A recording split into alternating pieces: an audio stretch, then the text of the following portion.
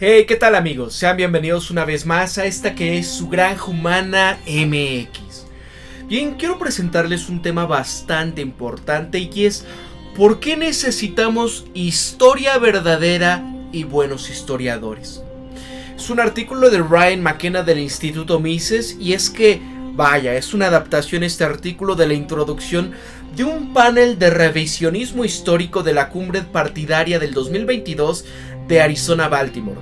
Y es que comienza diciendo, mira, en la novela de 1984 del señor George Orwell se señalaba este papel del régimen de control de la información sobre el pasado. Y es que después de ser reeducado por el partido gobernante, el protagonista, Winston Smith, recitó obedientemente la sabiduría del partido con respecto al hecho de que quien controla el pasado controla el futuro, quien controla el presente controla el pasado.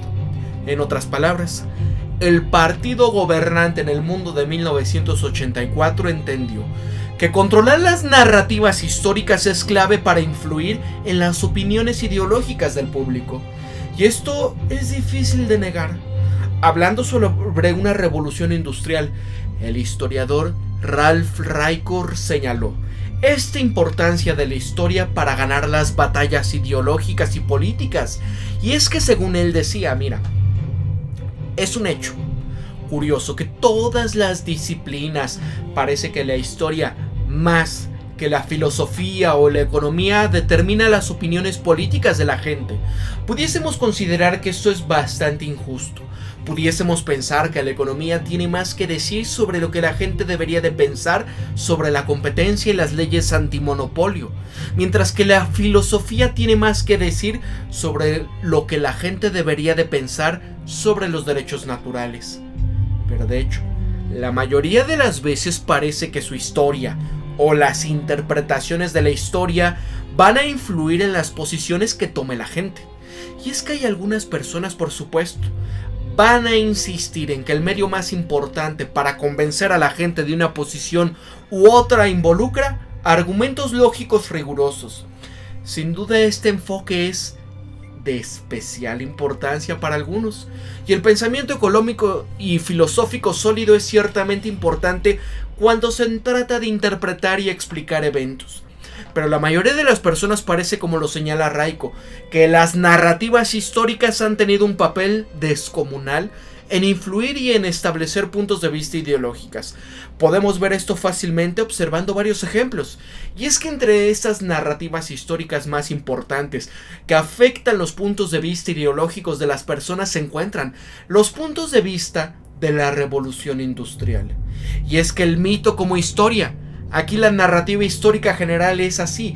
Érase una vez la gente de Europa occidental que vivía vidas sencillas pero decentes en la agricultura.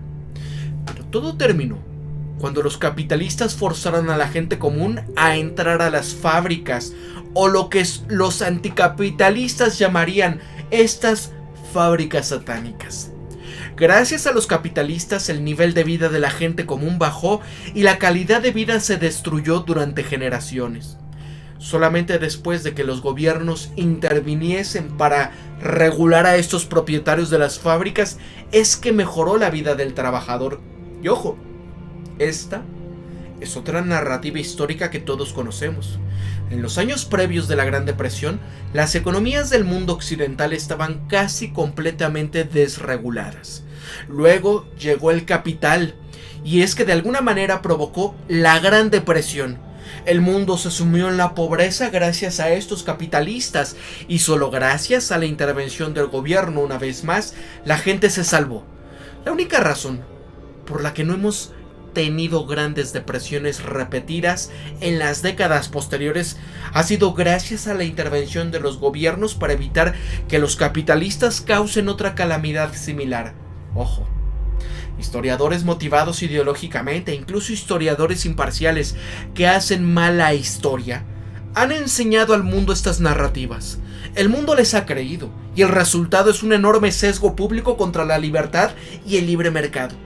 Afortunadamente, los buenos historiadores han hecho en las últimas décadas el arduo trabajo de la historia económica, al mostrar que en realidad El nivel de vida ha aumentado durante la revolución industrial del siglo XIX.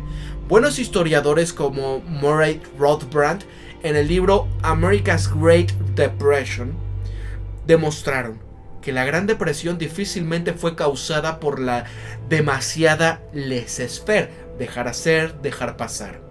También han demostrado que ciertamente no fue la intervención del gobierno la que resolvió el problema de la depresión. Estas son solamente dos ejemplos que tienen que ver con la historia económica y, por supuesto, la narrativa histórica con carga ideológica se remonta mucho más atrás que estos ejemplos y cubren temas históricos aún más amplios. Por ejemplo, a día de hoy, nuestra opinión sobre la política moderna, sobre las instituciones políticas y la religión continúan estando fuertemente influenciadas por narrativas históricas de la Edad Media. En estas narraciones, en realidad, se tiene siglos de antigüedad, y como lo señala Raico, en la Edad Media, como la Edad Oscura, entre comillas, que quizás el más grande junto al mito de la Revolución Industrial, uno de los mayores fraudes históricos perpetrados por los humanistas del Renacimiento y los filósofos franceses. ¿Por qué importa esto? Porque lo que creemos que sabemos sobre la Edad Media se alimenta de nuestras ideas de la llamada Ilustración. Esto marca el comienzo de una nueva era de estados poderosos, centralizados y absolutistas construidos sobre un secularismo. Gracias a esa narrativa creemos que necesitamos gobiernos que nos protejan de instituciones religiosas y que nos protejan del estilo de gobierno localizado y descentralizado que precedió a la supuesta edad de la razón. Dicha narrativa histórica sirve como un importante mito fundacional para mucha gente de la ultraizquierda. Y es fácil, porque después de todo, ¿cuánto saben realmente la gente de la Edad Media? Bueno, lo que se conoce entre comillas proviene principalmente de Monty Python. Y es que se escribe nueva historia todo el tiempo, constantemente se escriben nuevas narrativas históricas. Por ejemplo, la narrativa histórica popular a raíz de la crisis financiera del 2008 fue que el sector financiero estaba más o menos desregulado y que esta crisis financiera fue un ejemplo de lo que sucede cuando el gobierno no controla a estos capitales. Y es que de importancia clave es la narrativa histórica que se enseñó sobre el tema del bicho, porque ya sabemos la narrativa que quiere el régimen. Una vez apareció el bicho, no tenemos idea de dónde salió. Y de no ser por los gobiernos, el conteo de gente que ya no está con nosotros hubiese sido mucho peor. Y gracias al tema de meter a todos en casa, los mandatos de temas de mascarillas, cierres y quiebras de negocio, cierres de fronteras, la última solución forzada es que evitaron el desastre total. Que era necesario abandonar la libertad para salvar la vida. Y es que gracias por el señor Fauci y sus amigos, ¿no? Esa es la narrativa. Eso es lo que el régimen quiere que se diga en los libros de historia. La tarea que tenemos que tener en mano es escribir una historia correcta, difundir una buena historia, en lugar de contar historias oficiales para probar que el régimen lo hizo. Y porque si la mala historia se convierte en la versión adaptada de la historia, es justamente la historia que convencerá a innumerables millones de personas de la idea de que los gobiernos fueron los que salvaron a los capitalistas y que nos salvaron también del bicho.